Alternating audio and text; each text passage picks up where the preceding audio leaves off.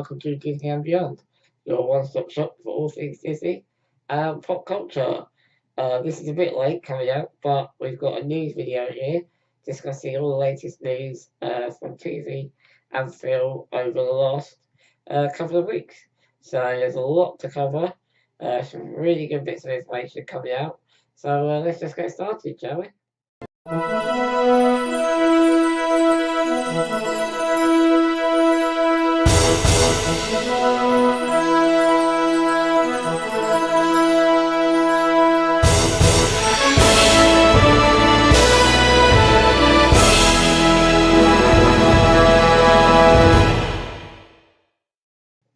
Okay, so these are the stories that I've picked out from the last couple of weeks that I think are really interesting and really cool. The first was a big announcement from Disney. They are severing their ties with Netflix. Now, currently in the US, Netflix have the sole right to stream Disney content, so Disney films, TV, animation, Marvel, Star Wars, all that kind of thing. Everything Disney, Netflix stream it. Disney are now cutting that contract with Netflix in order to create their own streaming service. Now, in the UK, we already have a Disney streaming service called Disney Life. It's an okay service. It has the majority of Disney content on there. It has all the animated movies. It has a lot of the live action movies, a lot of their TV stuff that airs on the Disney Channel or Disney XD and Disney Junior. There's a lot of content on there. It's grown a lot since it first started. When it first started, it really wasn't worth the subscription. Now there is a lot more on there. So it's an interesting move. It's one that could damage Netflix, as I know the Disney stuff, particularly Marvel, particularly Star Wars, is a big draw for a lot of subscribers. So it's a very bold move, but it's a very strategic one by Disney. Hollywood is changing. The way TV and films work is changing, and that is partly because of Netflix and Amazon and companies like that. And Disney want to get in on that act. There are talks going on. Netflix are trying to keep hold of the Marvel and the Star Wars content. Whether this will happen is up in the air at the moment. But I thought that was really interesting and really out of nowhere move by Disney. But it'll be interesting to see if Disney Life goes global now. Time will tell. Next up, one that I thought was really cool, and that was we finally got the first look of Josh Brolin as the villain Cable in the next Deadpool movie, Deadpool 2. It was actually announced back in April that Josh Brolin would be playing the future soldier Cable, and I think it was Twitter. It was Ryan Reynolds on Twitter that released the image. You can see that image up on screen. Yeah, I think he looks really great. He's got his bionic eye. He's got the yeah, that's his kind of his signature look. That bionic eye. He is yeah. I think he looks great. Obviously, it's not Josh Brolin's first Marvel villain. He's also going to be playing Thanos in the Avengers Infinity War films. That'll be 2018. Yeah, the filming for Deadpool 2 has begun. It started filming in June. It's set to continue until October, I do believe.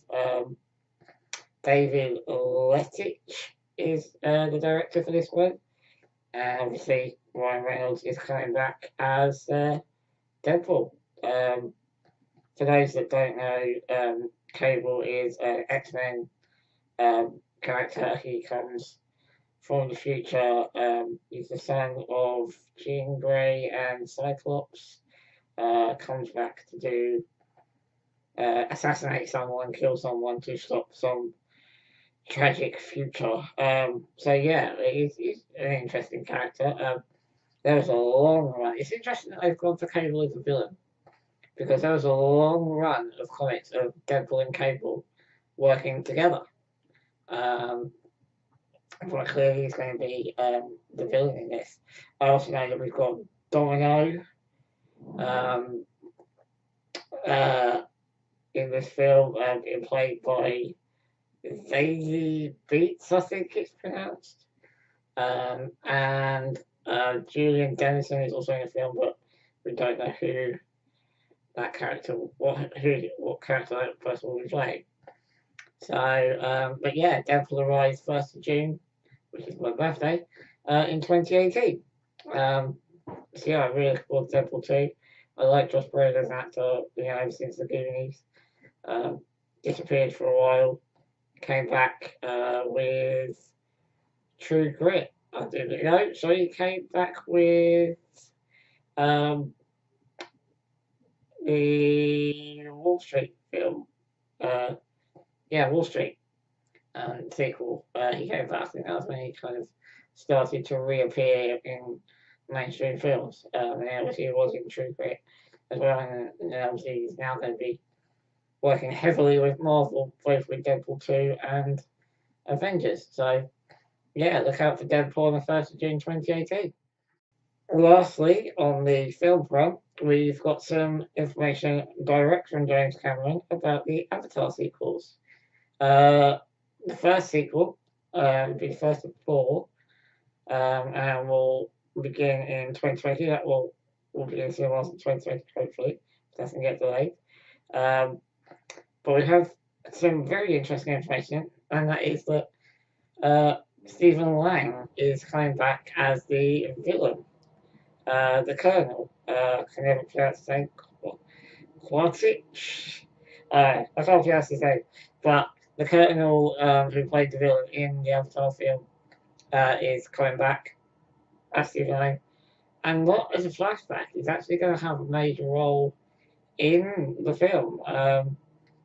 He was a great villain. I like Stephen Lang anyway. I think he's great at doing villainous characters. Um, he obviously it looks as though he died in the first one, but maybe the planet does something to him and brings him back. Maybe he comes back as a Navi himself. We don't know, but James Cameron has said there are new characters and a lot of new settings and creatures. So I'm taking characters you know and putting them in unfamiliar places and moving them on this greater journey. But it's not a whole bunch of new characters every time. There's not a new villain every time, which is interesting. Same guy, won't say that word, bleep through all four movies. He is so good and he just gets better. I know Stephen Lang is going to knock this out of the park. So he's definitely coming back. Obviously, Selfridge left the planet. Maybe he picked up the body and was brought him back. Maybe it's going to be more machine, not man. Who knows? But it is very interesting to see that he is coming back. I enjoyed Avatar. Didn't really live up to the hype that was surrounding the film. Um, Obviously, Avatar Land is now in Animal Kingdom in Orlando, Florida, um, which again looks great. I'm sure they will do something there when these films are released in 2020. Um, but uh, but yeah, I'm looking forward to Avatar. We're getting more information as production sort of steamrolls ahead. And yeah, 2020, look out for that one when it hits cinemas.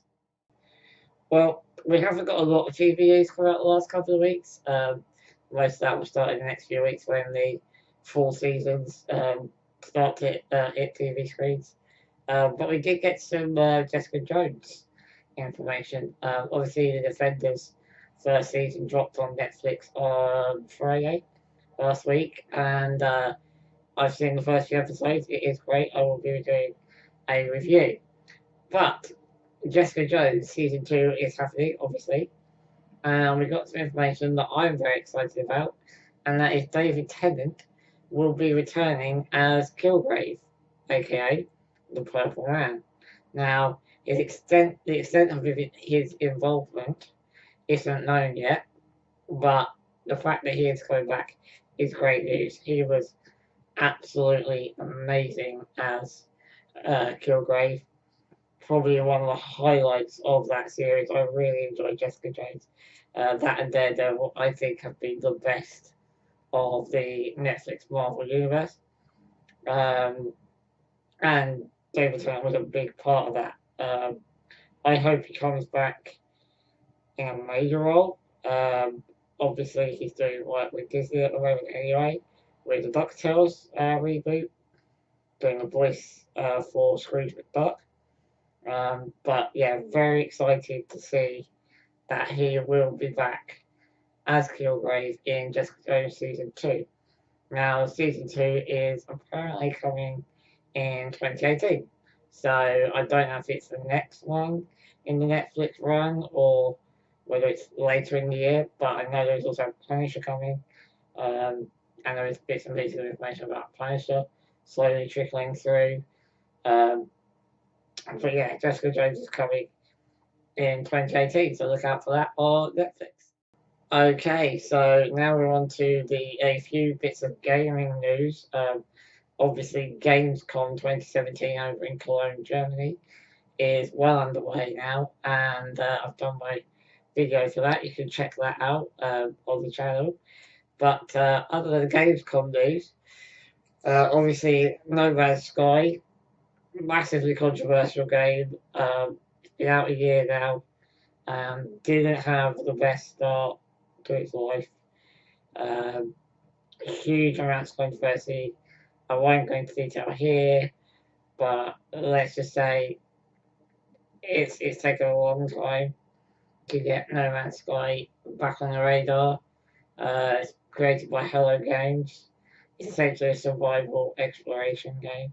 If you don't know what it is, it'll take an entire video to discuss the controversy surrounding No Man's Sky, but there is a new update that's just dropped. Atlas Rises. I believe it's update 1.3. It's called Atlas Rises. Brings a lot of new things to the game.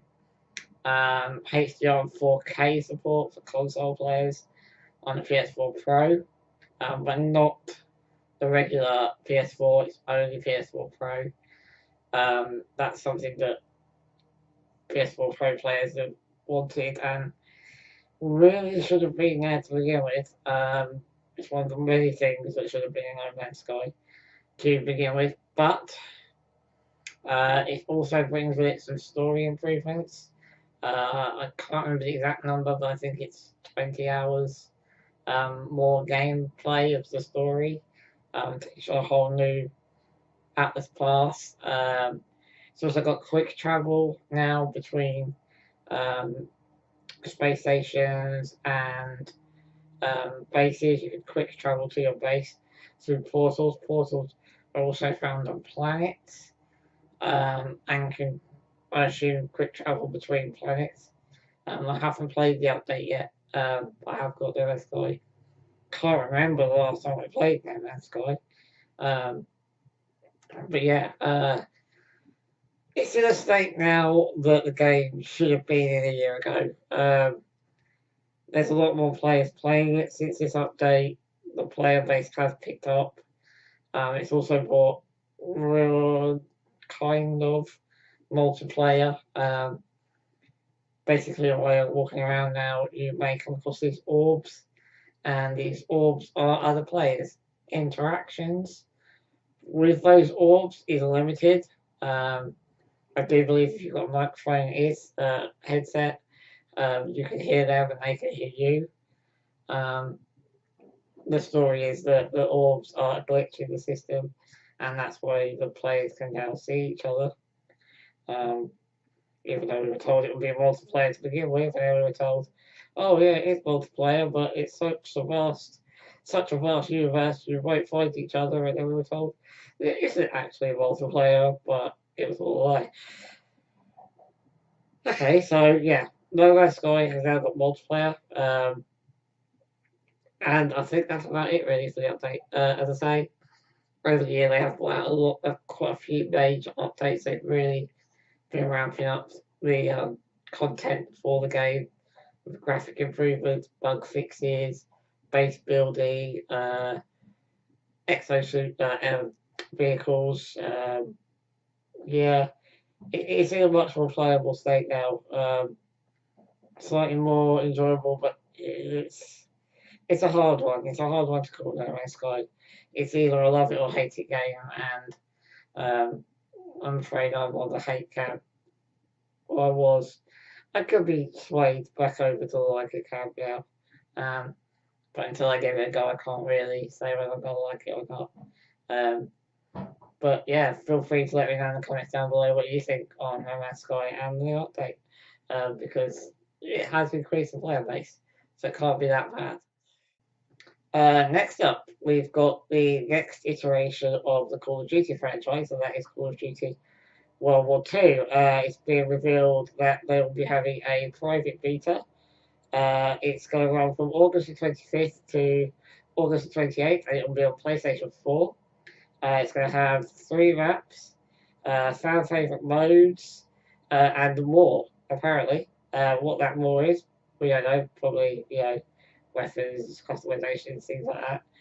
Um, yeah, Sledgehammer Games details what it is and apparently what it isn't. It's coming, as I say, in August, later this month, which, well, 5 days' time now. Um, well, as I'm filming this video, it's in 5 days' time, but every 4 days' time by the time you guys watch this. They have a chance to list the infantry, expeditionary, airborne, armoured, or mountain fighting groups. So that kind of gives a kind of indication as to what the maps are going to involve. Mountain fighting, obviously that's going to involve um, mountainous maps, airborne sounded. I like the fact they've got these different groups of different kind of army, military elements, different divisions. Um, most games focus on the infantry, or you can chop and change between. But in this, I think you're gonna, pick a particular type of soldier. So you might want to stick with the airborne, or you might want to stick with the armored. And that will indicate what kind of weapons you'll be using. I think it actually sounds really good. I haven't played the Call of Duty for quite some time because they just went way off the rails, and just weren't enjoyable anymore. But this one I'm definitely going to pick up when it comes because it looks great. I like World War Two stuff anyway. Um, I still think Battlefield will be my favourite FPS, but I think Call of Duty 2 Call of Duty World War Two, sorry, could maybe at least equal that. It does look very good, it does sound very good. So yeah, if you're interested in playing a beta, get on over to Sledgehammer Games website, and I think you have to sign up. So yeah, it's running from the 25th to the 28th, so there may even be some gameplay videos. Keep an eye out for them on YouTube. So yeah, that's Call of Duty World War Two. Right, so finally, um, it's been announced that Okami HD will be re-released for Xbox One and PS4 on December the 12th, 2017. Now, Okami was originally released back in 2006 for the PS2. There was a re-release in 2008 with motion controls, and the HD version was originally released for the PS3 in 2012. And that scored really high praise across the board. The graphics were amazing. The art style is very good. It's an enjoyable game. It works well. The story is great. But yeah, it's critically and fan wise, it was scored very very highly. So I think a lot of people will be pleased that they are going to get another chance to play that game. If they don't own a PS3 now, they're going to get on the PS4, and it's also going to the Xbox. So Xbox players that wanted to play it but couldn't will now have a chance to do so. Um, It's a bit of a random announcement, kind of ducked under the radar, but it will please a lot of people. So if you like Takari and you like Takari HD, definitely look out for that on December the 12th. Well, that's it for this news video. That's covering all the TV, film, and game stuff. It isn't related to Disney, although the first announcement was technically a Disney announcement. Um, but yeah, we are done for today. If you liked the video, hit that thumbs up button, as it really does help the channel out. I really, really do appreciate it. Um, Leave any comments below on what you guys think. Let me know if there's anything you want me to cover or anything that I've missed in the last couple of weeks. As I say in a previous video, we will be posting quite a few videos this week because I've got a backlog of videos. Tomorrow I'm going to be posting a Disney news video. It won't be a long video because there isn't that much news, but there are a few interesting little bits and pieces. Yeah, there will be a Friday feature this week, probably rounding up the Gamescom news with hopefully some trailers and things to show you. So, great to see you guys again. We love having you here. I love these videos. If you don't want to miss any Disney and Beyond content, hit that subscribe button. Um, as again, that does really help us out. But until next time, to infinity and beyond.